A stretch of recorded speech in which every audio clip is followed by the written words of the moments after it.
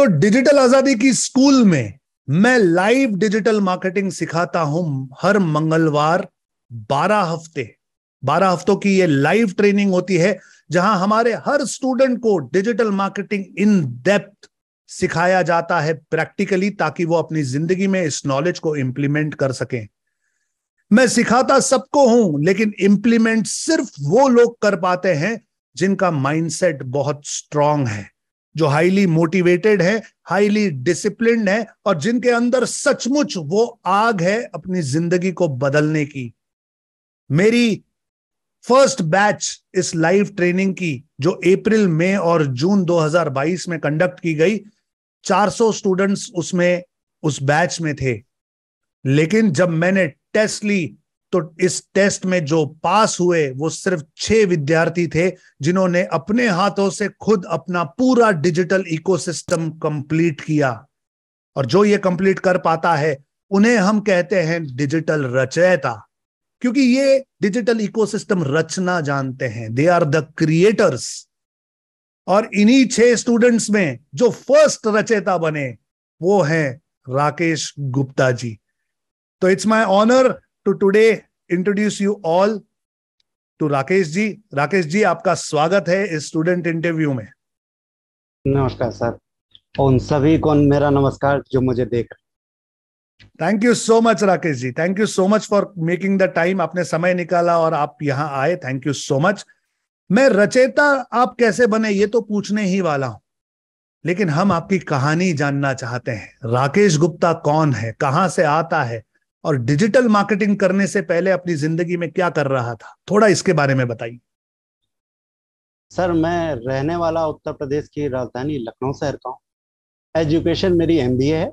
Okay. और एक private company में मैं as a senior engineer job भी करता हूँ। और साथ में मैं थोड़ा सा क्या कहते हैं फाइनेंशियल एडवाइजरी का काम करता हूँ। आपने मेरी वेबसाइट तो देखी होगी सर। जी। मैं फाइनेंशियल एडवाइजरी का भी काम करता हूँ। सर, मेरी ब्रिलियंट। लाइफ में उतार चढ़ाव होते हैं। मतलब मेरे जीवन में संघर्ष बहुत पहले जुड़ गया। आपको बताऊं, मेरी उम्र 13 साल थी जब पिताजी हमको छोड़ के चले गए इस दुनिया से। और उस 13 साल की उम्र में मेरे बड़े भाई साहब भी मात्र 18 साल के थे। बस उनको उनकी जगह जॉब मिल गई, क्योंकि वो 18 साल के हो चुके थे। वो 18 साल से जॉब कर रहे हैं की एज से उनको जॉब करते समय हो गया। और ये हादसा हुआ था सर, आपको बताऊं, 1987। ओके। और बहुत पुरानी बात हो गई। लेकिन ऐसे सिचुएशन में संदीप सर, आप जानते हैं कि रिश्तेदार तो सहानुभूति तो खूब दिखाते, लेकिन सहारा के लिए हाथ नहीं बढ़ाते। पिताजी के अच्छे कर्म थे। तो उनके एक मित्र मिस्टर रविन्द्र नाथ श्रीवास्तव, जिन्हें हम प्यार से रवि चाचा कहते हैं, उन्होंने हम लोग को संभाला। उन्होंने सिर्फ संभाला नहीं, एक अभिभावक बन के, मतलब एक ऐसे अभिभावक बन के जिन्होंने पूरी जिम्मेदारी ली और हम सबको तब तक संभाला जब तक हमारे सर पे छत नहीं आ गई और हम सब अपने काम धंधे में से लग गए। नौकरी जॉब जब तक लग नहीं गई तब तक उन्होंने, मतलब यूँ कहते हैं ना सर, जब ऐसा वक्त आता है तो ब्लैक नाइट्स, काली रातें शुरू हो जाती है, लेकिन उन्होंने ऐसा कभी महसूस नहीं किया। मतलब अभिभावक बन गए, ऐसे अभिभावक जो हर क्षण, हर मुसीबत, हर समस्या का उन्होंने समाधान किया। तो हम लोग को पता ही नहीं चला कि हम पे इतनी बड़ी मुसीबत आई। मतलब उनको व्यक्त करने के लिए बस मैं 2 लाइन में ही व्यक्त कर दूंगा, आप समझ जाएंगे कि फरिश्ते जमी पे जन्म लेते हैं। फरिश्ते जमी पे जन्म लेते हैं, ये हम सब जानते हैं।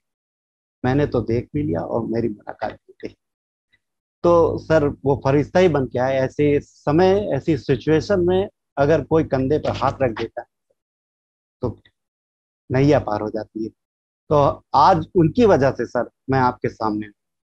आज उन्हें जितनी खुशी होगी मैं आपको बता नहीं सकता हूँ। किसी की मेहनत अगर सफल होती, मैंने तो जो की थी, लेकिन उन्होंने जो मेरे परिवार के लिए किया, उसके लिए मैं बहुत आभारी हूँ उनका।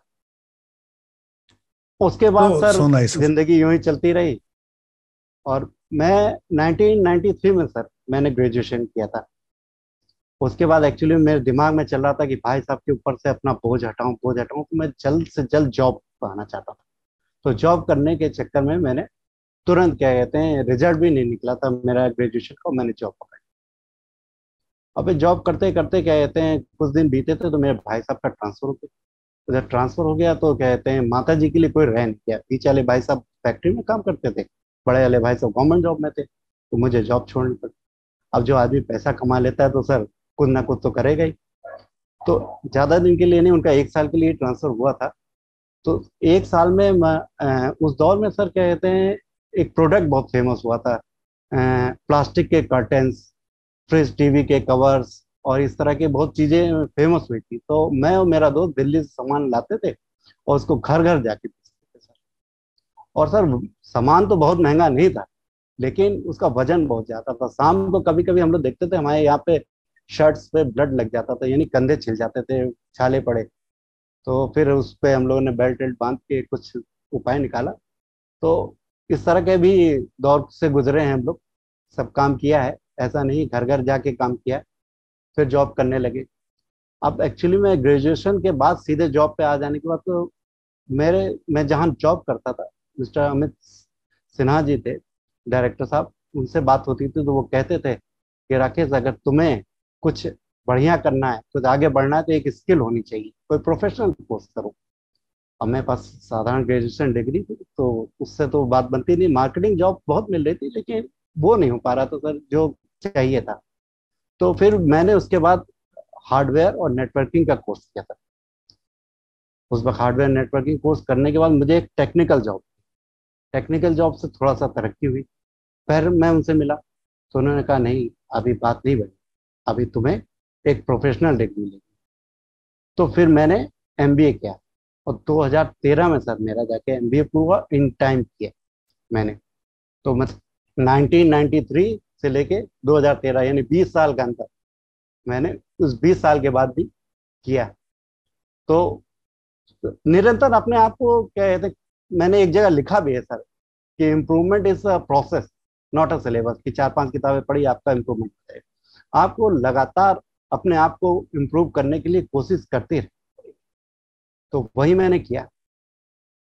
इसी तरह क्या कहते हैं, आज मैं एमबीए की डिग्री भी है और मैं एक कंपनी में सीनियर इंजीनियर भी हूँ।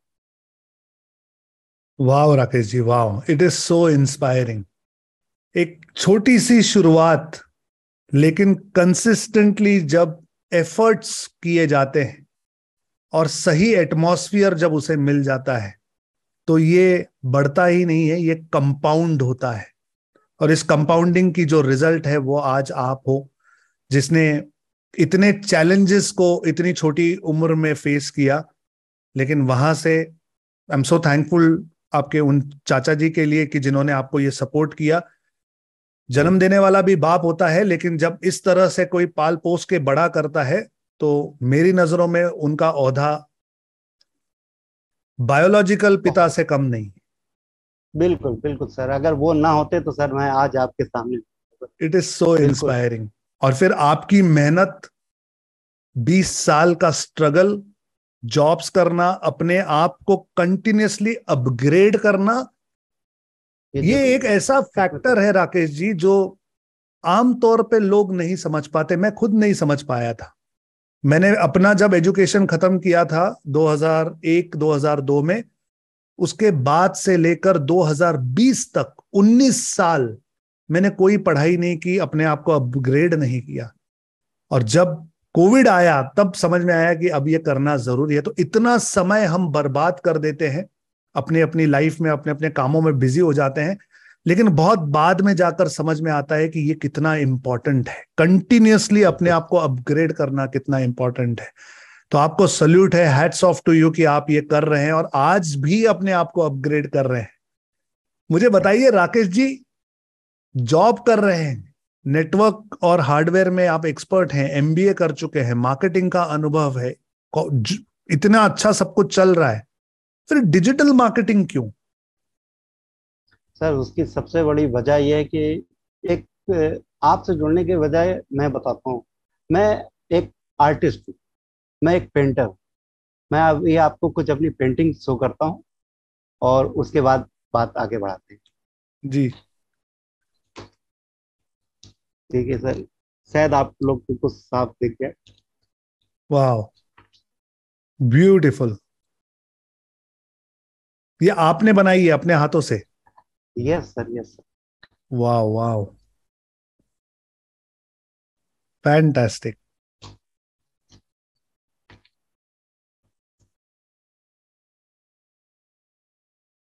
और कुछ स्केचिंग दिखाता हूँ आपको। वो तो हो गया कलर वर्क, ये है ब्लैक एंड व्हाइट। वाह,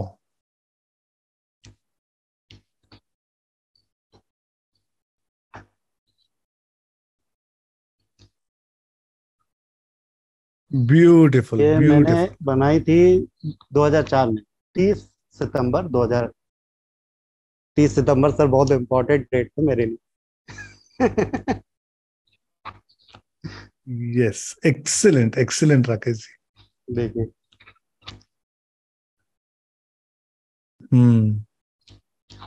अब वजह ये थी कि मैं पेंटिंग करता था, मेरी बेटी मुझसे कहती थी कि पापा आप भी अपने वीडियोस बनाओ, पेंटिंग सिखाओ लोगों को और यूट्यूब पे डालो। अब मुझे यही चीज क्या कहते हैं, डिजिटल मार्केटिंग। अब मैंने सर्च शुरू किया कि भाई यूट्यूब चैनल बेहतर कैसे बनाया जाता है, और उस समय मुझे सच बताएं डिजिटल मार्केटिंग शब्द नहीं मालूम था। मैं सिर्फ सर्च करता था यूट्यूब चैनल कैसे बनाएं और कैसे। तो आपके गुरुजी का क्या कहते हैं, एक दिन वेबिनार का लिंक मिला, मैंने उसे देखा, लेकिन उस दिन मेरा डेटा खत्म हो गया था, तब मेरे पास वाईफाई नहीं था, तो मैं उसे देख नहीं पाया। और उसके 2-3 दिन बाद सर आप आ गए। वो इंग्लिश में सिखाते थे और आप हिंदी में, एकदम जैसे वरदान मिल गया हो। मतलब कि ऊपर वाले ने कहा अरे तू जो चाहता ले। और लेकिन उस दिन सर जानते क्या है कि मेरी वाइफ की तबीयत खराब थी, और आपका वेबिनार मैंने रजिस्टर्ड किया था और मैं किचन में खाना बना रहा। और आपने कहते हैं जब शुरू किया, कहते हैं पेमेंट लिंक देने का, मेरे हाथ इतने उलझे थे कि मैं पेमेंट नहीं कर पाया। अब उसके बाद मैं जुड़ गया आपके व्हाट्सएप ग्रुप से, तो फिर मुझे लिंक मिलने लगे, और मैं इंतजार करने लगा कब सर का दूसरा वेबिनार होगा। और वेबिनार में मेरा कोई मन नहीं लगा। मेरा सिर्फ एक ही मोटिव था कि जैसे ही आप पेमेंट का लिंक खोलोगे, सबसे पहले पेमेंट करना है, फिर। और ये फरवरी की बात है, फरवरी लास्ट की बात है। उसके बाद जब तक मैं इनर सर्किल को समझूं, तब तक आपने हैकाथॉन शुरू कर दिया। फिर हैकाथॉन में जब शुरू हुआ, तो हैकाथॉन में तो जैसे यूं समझिए कैटलिस्ट का काम किया सर। एकदम कैटलिस्ट बॉडी में होता। और फिर हम सब लोग उस जोश में जब वीडियो वीडियो बनाने लगे, तो हमको लगा कि फिर जब कंटेंट राइटिंग आई, तो वैसे मैं राइटर भी हूँ, थोड़ा बहुत लिखता भी हूँ, तो मुझे लगा कि कुछ अच्छा हो जाएगा। और फिर जैसे जैसे आप बताते गए, गाड़ी आगे बढ़ती गई, कोई दिक्कत नहीं हुई इसके बाद तो। अमेजिंग अमेजिंग अमेजिंग राकेश जी, अमेजिंग। हैकेथॉन का दौर जो होता है, ये एक स्टूडेंट की लाइफ में ट्रांसफॉर्मिंग दौर होता है। क्योंकि जब ये शुरू होता है तब एक्साइटमेंट बहुत होती है, लेकिन जैसे जैसे आगे बढ़ते हैं, जैसे जैसे चीजें थोड़ी सी टेक्निकल होने लगती हैं, तब आपके अंदर का रियल पोटेंशियल टेस्ट किया जाता है। कैसा रहा आपका ये सफर? ये 12 हफ्ते कैसे थे आपके लिए? सर आप हमेशा ये बात कहते थे नींद पूरी करें, लेकिन मेरे पास समय नहीं था सर। कहते हैं ऑफिस का काम 7 बजे तक निपटता था। उसके बाद कहते हैं मैं इवनिंग वॉक पे जाता था, तो आपका stranger secret in the world मैं कहते हैं मॉर्निंग में नहीं, इवनिंग में सोता था। और वॉक करते करते फिर उसके बाद हैकाथॉन शुरू हो गया, और 7 बजे करीबन मेरी बेटी का ट्यूशन भी छूटता था, तो उनको भी लेने जाते थे। तो हैकाथॉन मैं लैपटॉप पे भी ऑन करके जाता था, और मोबाइल पे भी ऑन करता था, और वो सुनते हुए जाता था, उसको लेके आता था, फिर मीटिंग में अटेंड करता था। और फिर मैंने रोज का एक नियम बना लिया था कि डिनर के बाद रात के 9 बजे से 1 बजे तक इस पे काम करना ही करना। मैं सुबह 6:30 बजे उठता था, और 7:20 पे मैं अपनी बेटी को छोड़ने जाता हूँ। जब तक मैं चाय पीता हूँ, तब तक मैं सोशल मीडिया देख लेता था सारे। और उसके बाद क्या कहते हैं, मैं क्या कहते हैं उसको छोड़ के आता था, और 9, 9:45 तक मेरे पास समय रहता था। तो उस वक्त जितने भी कहते हैं यूट्यूब यूट्यूब के लिए एडिटिंग एडिटिंग करनी है, कंटेंट तैयार करना है, वो करता था। फिर ऑफिस चला जाता था, ऑफिस से लौट के आता था, उस रेगुलरिटी को मेंटेन रखा था, उस चीज को रखा। फिर धीरे धीरे ये चीज इतनी बढ़ती चली, जब वेबसाइट का समय आता तो कहते हैं कंटेंट लिखना, एडिटिंग करना, उसके बाद कहते हैं बहुत से कहते हैं चीजें उसमें थी, एक दो नहीं, आपने मेरी वेबसाइट को देखी होगी, उसमें मैंने बहुत चीजें डाली थी। तो जैसे जैसे बढ़ते गए ना सर, तो सबसे बड़ी चीज है कि जब मजा आने लगता है ना, सबसे बड़ी चीज है ना, बिल गेट्स साहब ने कहा ना कि अपने काम में मजा करो, वो चीज अपने आप आने लगा सर। एक तो सर आपका ये जो मोटिवेशन है, उससे तो मैंने कितना यूट्यूब में कहते हैं अपने वीडियोस बना डाले, जो आपके शुरू के कहते हैं हैं, उससे मैंने कितनी चीजें निकाल के कहते हैं यूट्यूब वीडियोस बना डाले। तो उस चीज को जो एक्सेप्ट करेगा, ग्रास्पिंग जिसके अंदर होगी, तो वही चीज कहते हैं, वो चीज मुझे डेवलप करती चली गई।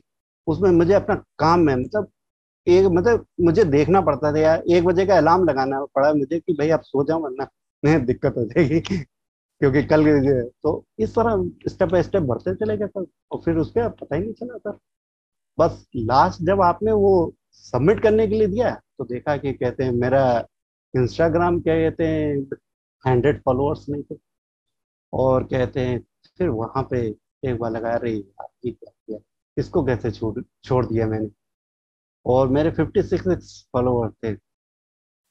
फिर आपने बोला कि इसको आपको संडे की नाइट तक जमा कर देना है। तो बल्ब मूवमेंट जो कहते हैं ना सर, वो बल्ब मूवमेंट ऑन। और क्योंकि अरे यार मेरे पास 5 दिन तो है, कोशिश करने में क्या है जाता। और फिर 5 दिनों में मैंने कहते हैं 125 सब्सक्राइबर अपने कर लिए। तो सब कहते हैं होता गया है, ऊपर वाले की दुआ और शराब की गाइडेंस, सब इसी तरह हो गया सर। और क्या होता है। आपकी इस जर्नी से मैं ये चीज उठाता हूं आप सभी ऑडियंसेस के लिए, एक छोटा सा रूटीन, एक छोटा सा डिसिप्लिन अगर आप अपनी जिंदगी में बना लो तो आप इसमें बहुत बड़े काम कर सकते हो। हम सबकी जिंदगी में 24 घंटे ही हैं, किसी के पास ज्यादा नहीं है। किसी लेकिन इन्हीं का सदुपयोग कैसे किया जाए, कैसे इसे डिवाइड किया जाए, कैसे छोटे छोटे ब्रैकेट्स बनाए जाएं। बेटी को छोड़ते समय आप हैकाथॉन सुन रहे हैं, आप वहाँ इवनिंग वॉक करते समय स्ट्रेंजर्स सीक्रेट सुन रहे हैं, ये सब युक्तियां हैं, ये सब छोटी छोटी आइडियाज हैं कि जिनसे आप मल्टीटास्किंग कर रहे हो, एक साथ कई सारी चीजें कर रहे हो। और अपनी शुरू जिंदगी में जहां पर ऑलरेडी टेंशन्स हैं, प्रेशर्स हैं, जिम्मेदारियां हैं, काम है, इतना सब दुनिया हमें करनी है, उसमें समय निकालकर कुछ नया सीखना, इम्प्लीमेंट करना और उसमें से कुछ नया क्रिएट करना इतना आसान नहीं है। So hats off to you Rakesh ji, hats off to you. Thank इस समय राकेश जी, हमारी हैकेथॉन की जो बैच है उसमें कई सारे स्टूडेंट्स आपसे इंस्पिरेशन लेकर अब रचयिता बनना चाहते हैं। आप उन्हें क्या कहोगे, वो कौन सी ऐसी 3 चीजें हैं जो उन्हें फॉलो करनी चाहिए अगर वो आप ही की तरह रचयिता बनना चाहते हैं तो? जरूर। जैसा कि मैंने अभी बताया कि improvement is a process, not a syllabus. तो सुधार एक प्रक्रिया है, पाठ्यक्रम नहीं। इसको समझिएगा कि ये बात मैं ये क्यों कहता हूं। मैंने अपने जीवन में लगातार महसूस किया कि आपको सुधार करने की जरूरत है, क्योंकि जैसा सर कहते हैं, और इस बात में मैं भी बिलीव करता हूँ कि परफेक्ट जैसी कोई चीज नहीं होती है। एक लेवल के बाद उसको अपग्रेड की जरूरत पड़ती है। और अब तो हम लोग डिजिटल हो गए, तो डिजिटल में जैसे सॉफ्टवेयर अपग्रेड होते हैं, वैसे आपको भी अपने आप को अपग्रेड करना ही पड़ेगा।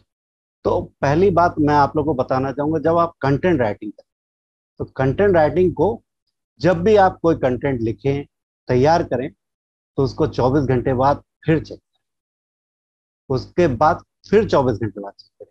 मैं इसको एक एग्जाम्पल से समझाता हूँ। एक छोटा सा शेर सुनाऊंगा, आप उससे समझ जाएंगे कि देखिएगा कैसे ये शेर अपनी शक्ल बदलता है। कि वो मिलने आए मुझसे और पड़ोसी से मिलके चले। वो मिलने आए मुझसे और पड़ोसी से मिलके चले। बात कुछ खास ना थी, हम घर पर मौजूद नहीं थे, वो पड़ोसी का चाय नाश्ता करके चले गए। अब मुझे उस वक्त लगा ये बढ़िया बन गया है। मैंने फिर 24 घंटे बाद मैंने फिर देखा, तो उस वक्त मेरा मूड चेंज किया। जो कंटेंट होता है मूड और माहौल और प्रेशर के हिसाब से बदलता बदलता। 24 घंटे बाद मुझे लगा अरे यार ये तो कॉमेडी बन गया, ये तो हास्य में चला गया। तो इसको मैंने साक्ष्य यानी सत्य में बदला। तो फिर मैंने लिखा कि वो मिलने आए मुझसे और पड़ोसी से मिलके चले गए, बात कुछ खास नहीं थी, हम घर पर मौजूद नहीं थे, वो पड़ोसी से हमारा हाल लेके चले गए। क्या कंटेंट बात यहाँ है। पे दूसरे दिन चेंज हो गया। वाह। मुझे लगा यार ये सही है, लेकिन एक सिंपल सी बात को शेर में वो मजबूती नहीं आ रही। अगले 24 घंटे बाद इस शेर में देखिए क्या तब्दीली आई कि वो मिलने आए मुझसे और पड़ोसी से मिलके चले गए। वो मिलने आए मुझसे, पड़ोसी से मिलके चले गए, बात कुछ खास नहीं थी, हम घर पर मौजूद नहीं थे, वो पड़ोसी से हमारा हालचाल लेके चले गए। पर पर मुलाकात ना होने का इतना गम पर मुलाकात ना होने का इतना गम था कि आंसुओं से भीगा रुमाल मेरे दरवाजे पे छोड़।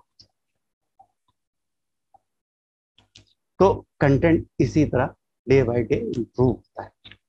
क्या बात है। तो आपको कोई भी चीज अपनी एक बार में, क्योंकि आप जब लिखते हो मेहनत करते हो तो आपको महसूस होता है कि हमने बहुत अच्छा, और दूसरे दिन आपका ही माइंड कहता है नहीं अभी इसमें कमी है।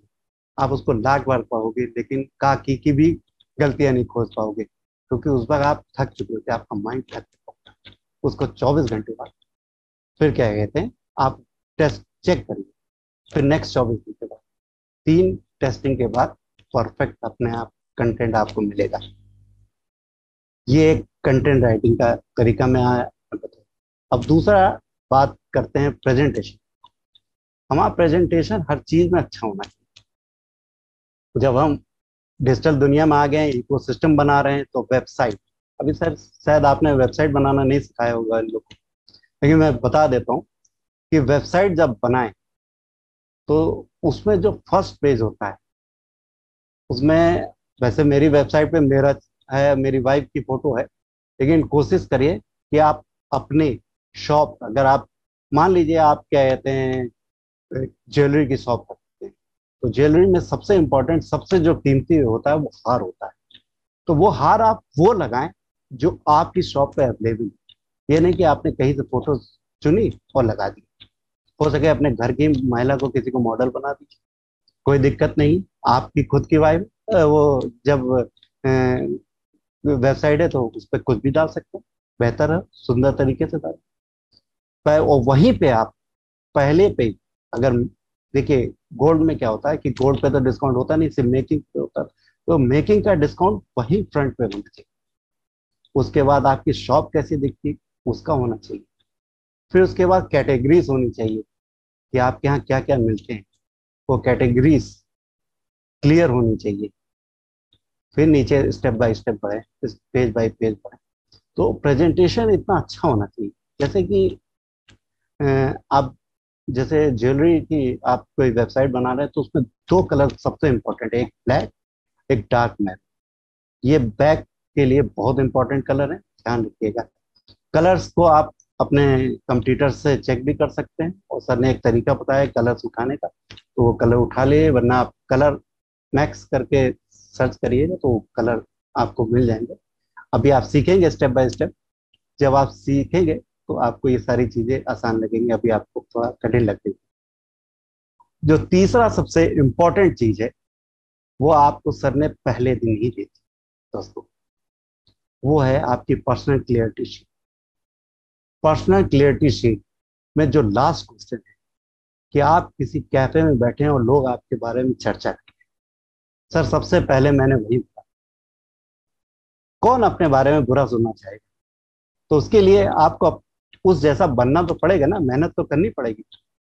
तो अपने बारे में जो आप सोचते हैं कि लोग कहें वो लिखिए और उसकी तैयारी में लग जाइए। 12 हफ्ते की तो बात है। और आपको बताऊं, हैकेथॉन अभी खत्म हुए कितने दिन हुआ और मेरा कोर्स लॉन्च हो गया, तो ये सब सर की वजह से हुआ। तो ये सारी चीजें इजी हैं, बस आपको एक स्टेप बाय स्टेप फॉलो करना है, बीच में कहीं भी छोड़िएगा नहीं, सब कुछ करते जाइए धीरे धीरे। बाकी सर तो हैं, सर तो ऐसे हैं सर के लिए बस 2 लाइन कहना चाहूंगा कि माँ बाप तो अपने बच्चे को हाथ पकड़ के जमीन पर चलना सिखाते, पर गुरु गुरु ऐसा होता है जो हाथ पकड़ के जमाने के साथ चलना सिखाता है। और ऐसे गुरु मिलते नहीं है। हमारे और आपकी जो किस्मत और सितारे बुलंदी पे होंगे, जो संदीप सर मिले, जो हाथ पकड़ के लेके चलते हैं। तो ऐसा गुरु मुझे मिला आप जाके, जिसे कहते हैं गॉड फादर, रियली सर। मैं thank you so much Rakesh ji, पाके थैंक यू आपको सो धन्य मच। हो गया सर। मैं आज किसी पोजीशन पे पहुंचा, आज अपने इतने गर्व के साथ अपना परिचय दे पा रहा हूँ, उससे बात की पता। Thank you so much Rakesh ji, thank you so much. जिस खूबसूरती से आपने अब के स्टूडेंट्स को मार्गदर्शन दिया है, इतनी खूबसूरती से शायद मैं भी नहीं दे पाता। आपने सिस्टमैटिकली और स्पेसिफिकली वो चीजों को पिन पॉइंट किया है जो 100% अगर कोई फॉलो करे तो चूक ही नहीं सकता। This is so amazing Rakesh ji. और मैं खुशी से गदगद हो रहा हूं आपकी प्रोग्रेस देखकर। मैं आपकी पर्सनल लाइफ में चल रहे चैलेंजेस को जानता हूं, आप किस मुकाम से गुजर रहे हैं, कितनी चीजें मैनेज कर रहे हैं एक साथ, मैं समझ सकता हूं। और इस सभी में से निकलते हुए आप अपना कार्य कर रहे हैं, अपना काम कर रहे हैं, आप बढ़ रहे हैं, प्रोग्रेस कर रहे हैं, और अपने साथ अपने जैसों की प्रोग्रेस कराना चाहते हैं अपने कोर्सेज के through. This is highly highly highly inspiring. Thank you so much Rakesh ji कि आपने ये समय निकाला और अपने इतने ब्यूटीफुल थॉट्स, अपनी इतनी ब्यूटीफुल शायरी, अपनी प्रोग्रेसिव कंटेंट की थियरी हमारे सामने रखी। इसने मुझे सोचने के लिए अब मजबूर किया है। ये इतने वैलिड पॉइंट्स हैं। So you are a creator. रचयिता आपको बनाना डिजिटल दुनिया में तो सिर्फ डिजिटल था, आप रचयिता ऑलरेडी हैं। You are an thank you artist, sir. You are a content creator. और जो कंटेंट क्रिएटर होता है उसके लिए इस दुनिया में दिल खोल के, हाथ खोल के लोग खड़े होते हैं कि आप आइए और हमसे पैसे ले जाइए। So I wish you all the commercial success as well. यही कंटेंट एक दिन आपको बहुत बड़े मुकाम पर ले जाएगा, ये मेरी भगवान के पास थैंक यू। प्रार्थना है। Thank you so much Rakesh ji कि आपने ये समय निकाला। It's an honour and pleasure. Thank you so much. Thank